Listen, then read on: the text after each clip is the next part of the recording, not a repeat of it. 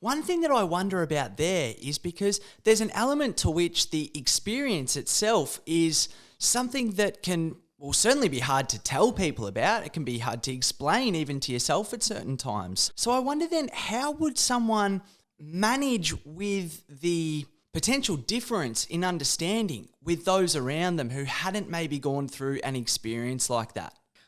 I think one of the things that really helps is if we meet people where we've developed a sense of trust and openness, and we can say a little bit about our experience and then notice what we get back, but especially people that we trust to some extent, or there might be family friends, or people might know of people through the educational settings that they're in, or a sporting club, or people might just have some sense of being able to talk a little bit more with a mentor or a trusted figure.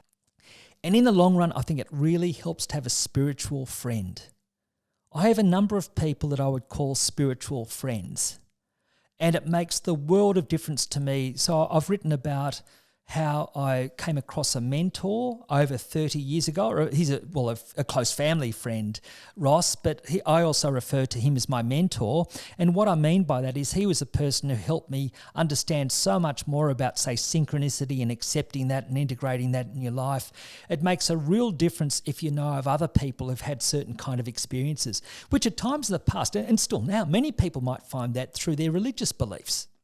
But as we've said, about 25 to 30% of people might be spiritual but not religious, and so not find that connection, say, in a church setting or formal religious setting. But there are many people who have spiritual beliefs, and sometimes just testing the waters a bit, including telling our stories of different experiences to different people, and just saying a little bit at first, seeing if others are open to that, and the chances are in time we'll be finding a number of trusted people that we can confide in further about those deeper kind of more personal experiences. And the other thing that stands out to me about that there is potentially it could really help to recognise when some of our friends might be our very close friends, but they might not necessarily be our spiritual friends in that situation too. So it doesn't necessarily mean that we can't have a connection with someone, but it seems to me that it may just not be those people that you would discuss something like this with. Oh, that's very true. And I have many friends who I would not think of so much as spiritual friends, but look, I could say I love them. You know, like they're wonderful people. They're loving friends to me, and that's a spiritual dimension in life, as important as anything else.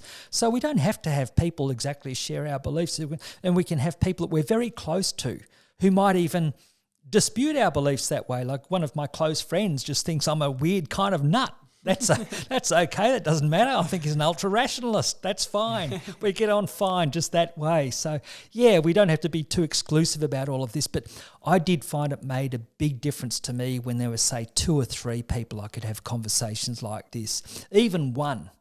But when there are 2 or 3, I just think that can be utterly affirming, and it's wonderful to be able to talk in a very accepting way about things that other people might consider somewhat weird or unconventional, but for us it's like talking about going to see a movie or playing golf or going to the milk bar or something like that. It's just a normal part of life.